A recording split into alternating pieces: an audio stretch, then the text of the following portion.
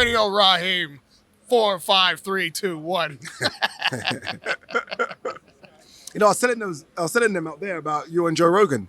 I was like, Rahim, they couldn't believe it because they're big Joe Rogan fans. I was like, Radio has been on Joe Rogan. I said, have you not watched that? They're like, huh? I said, Radio knows Dave Chappelle. I said, you guys don't know anything about it. You know, because they see you just do this, they don't know anything about the backstory. Yeah. I was like, you're crazy. I don't really promote myself. No, you don't. Know what I mean? You don't. Just move about. They don't. But you know what? I said, you guys have got to watch it.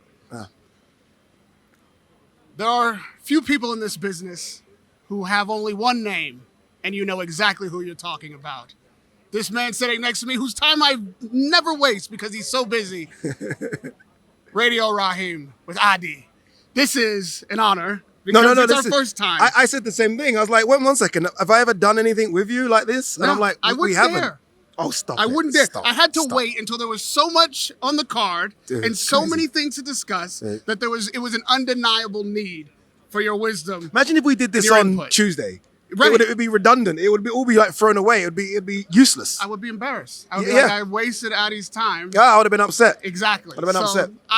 I'm a pro. I know when they touch the stone. And here we are, Friday, with seemingly almost a new card, if you will. Agreed. Because yes, we had the biggest card in fight history, arguably one of the best we've ever seen. And when that happens, the boxing gods, they doth have a sense of humor. They're gonna try to pull at the seams. Yeah. And I wasn't sure originally. I was like, you know what? I lived through a lot of the Don King days as a kid. I was gonna ask you this. I'm happy that you just mentioned that. Yeah. With the start of the card, so removing all the changes, was it the greatest fight card that you've ever seen? See how I've turned this around and I'm interviewing Radio Rahim now? I was on the fence. I was like, you know, it depends on how it performs because Don King in '94 put together a massive card. He had the Night of Champions, heavyweights in New York, and I think it was 2003 or 4. So the Don King well is deep. Yeah. And it was tough to say that this is the best card ever. However, if it performed like the best card ever, then I could say, yes, in its totality, it met that mark. So this is almost a conversation for Sunday morning. Yeah, but just the matchups, I was like, it's there, but I can't say it's definitively that. I agree. Now, here's where I made my, I had a caveat. I was like, you know what? Here's the thing. Don King was in control of all the fighters. He was on both sides of the ring every time. Yeah. He was able to make a card like that because he was monopolizing the sport himself. I said, you know what? His Excellency has 5 promoters here, able to put them all together, all fighters from all different parts of the world, guys you would never see on the same network, much less the same card. That elevated it. But when this thing started to come apart at the seams, that was the test. I was like, all right, if this remains a card at this level, if His Excellency can keep this thing together at the level, then it becomes the best card ever because he did it twice. It's crazy. And the fact that you can lose your co-main event, your championship fight, and replace that 2 days out with a fight that people are as or more excited about than the original matchup is phenomenal. I think it's frightening. I mean, I was a bit nervous. As soon as you start hearing fighters say they're sick, and obviously we saw the Floyd Schofield situation, I was like, okay, almost a bit like you, like, okay, it was too good to be true. What's going to happen? In steps Josh Padley. Not a bad replacement. But when I heard that Dubois had got ill, I was like, no. I was up there and I was like, no. Like, no, this has to be some sort of joke. They're just trying to hype up the fight. It's going to be okay. And a few people asked me here, and I was like, guys, trust me. I know what's going on. It's okay. And then I started hearing names like Bakole, and no disrespect to those guys, Adelaide. I was like, okay, that's a good replacement on 2 days. I was like, we won't even chat about Bakole because there's no way Bakole's going to do this. Okay. Not Bakole wouldn't do it. I said, there's no way Andy Lee or Joseph Parker are going to accept it. And then we get the word that Bakole's on his way. And I'm like, this is as exciting for me as Dubois. Yes, it hasn't got a title attached to it, but for a 5-round shootout, and that's what I think it will be, come on. Like, this doesn't hinder the pay-per-views, I don't think. I don't think people say, I ain't buying it anymore because Dubois is not on it. I think they say, you know what? I'm going to give you my money because Bakole's one hell of a name. You just called it a 5-round shootout. Yeah. And I'm pretty sure that this fight is not scheduled for 5 rounds. Yeah. So what I'm reading into that is that Bakole's got 5 rounds of fight in him. And if we go further than that, it's all Parker. Yeah, I think so. Parker looks fit. He looks ready. Parker's had a 10-week fight camp. I've seen Martin Bakole out of fight camps, and he looks like the Martin Bakole out of fight camps. I mean, he weighed 299 pounds for Carlos Takam. I would say he's around the 320, 330 mark. So, I'm sorry, that's only 5 rounds. So which one of these guys is being too clever? Because for Bakole's sake, if he's thinking, you know what, I've boxed Parker in the gym, I've trained with this guy, I know what he can bring. True. I know what I am right now, and what I am right now can beat this guy. That puts me right ahead of the whole line. Nobody can deny that I deserve a title shot. And next, if I beat Parker, especially on this kind of notice, let me get in there and do it. Because I know his team was like, Martin, settle down. Yeah. We don't want this. Yeah. I believe he forced them to make it. I mean, they've got their plan. He's on a good trajectory right now. I mean, the FA Jagba fight in New York's a big one. It's a big one because the undercard is exciting and big.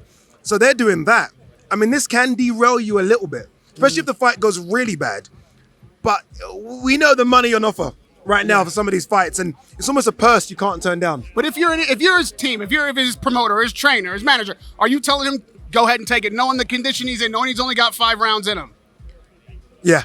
Yeah. I'm saying, you know what, go for it. I'm saying go for it. I mean, the last time we saw a big replacement fight someone that there was a big favorite was in New York. Yes, Andy Ruiz got a lot more time than AJ, but we saw what happened there and it changed his life. And unfortunately, Andy's not been the Andy since, right? Right, but we all wrongly dismissed him. We all wrongly dismissed Andy. We looked at the body shape and was like, AJ's going to absolutely destroy you.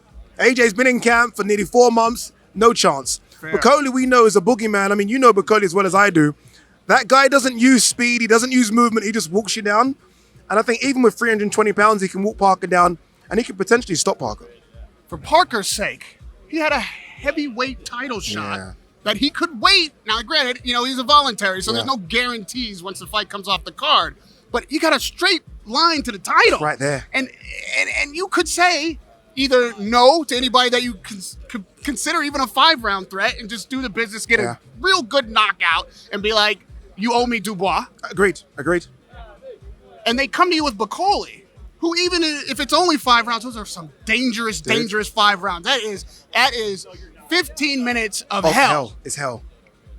Do you tell your fighter if you're advising Parker, are you mad? I tell Parker, pause. I say, Parker, what are you doing? Unless they're gonna get you, no disrespect, a scrub that you know you can sort of swat away in a few rounds, I don't even take the risk. Yeah, honestly, I don't even take the risk. You've been training for Dubois. You've downsized. In fact, he put on weight because he thought he was going to fight Zhang. He downsized for Dubois. So you've got your body shape perfect for a 250-pound Daniel Dubois who moves fast on his feet. You're now fighting a 320-pound guy who looks like a sledgehammer. It's so risky. Honestly, this is perfect for Bakole. Because Bakole will be like, you know what? Win or lose, 2 days, guys. Right. For Joseph Parker, I'm shocked. I almost feel like, I don't want to say he's been forced to do this, but I do wonder if Parker was like, yeah, I'm happy to sit this one out. And his team are like, let's go. Who's in charge? Who's in charge? Is it Joseph Parker? Is it Spencer Brown? Is it Andy Lee? Is it Turkey? Who's in charge of Joseph Parker fighting? I'd love to know.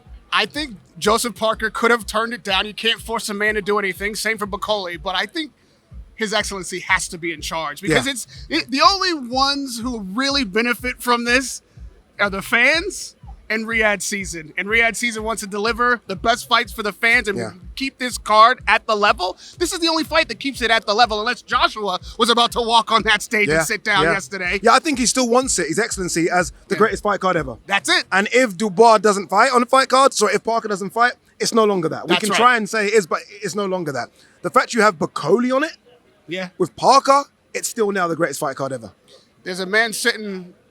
Lastly, because they got to pull you away for your obligations. There's a man sitting sideline. Yeah. It's Daniel Dubois, who's got to be devastated. You know, there's a lot of conspiracy theories in boxing at all times. I've seen this, What does this do to him where he is in his career, where he's in his mind right now? He was ready. All the camp is out the window. All the money's out the window. And people are now doubting him again as if he's a quitter or as if he ducked this fight. You know what? Daniel Dubois has got so much credit in the bank.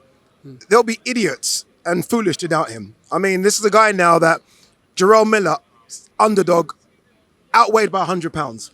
Hergovich, the bully, stopped him. AJ stopped him. He's got too much credit in the bank for people to think that somehow you run straight to Miller, you run to Hergovich, you run to AJ, you avoid Parker. And I don't mean to be slight on Parker, but you don't do that little run there and then avoid Joseph Parker. I think if I'm Daniel Dubois now, AJ's here. AJ doesn't look like he's going to get Tyson Fury. I'm sorry, that's the fight we go straight for now. That's the fight we go for in the summer. AJ versus Dubois. Let's do it. Let's do it. When I see Adi out there and there's this kind of business discussed, that's the guy I go for. I'm glad I went for you today. It was a pleasure for the first time. I wish we could have gone longer. I'm so upset. I'm so upset. But business. Mason's there and he's trying to pull me. And Everybody's shooting me daggers. Radio Rahim with Adi.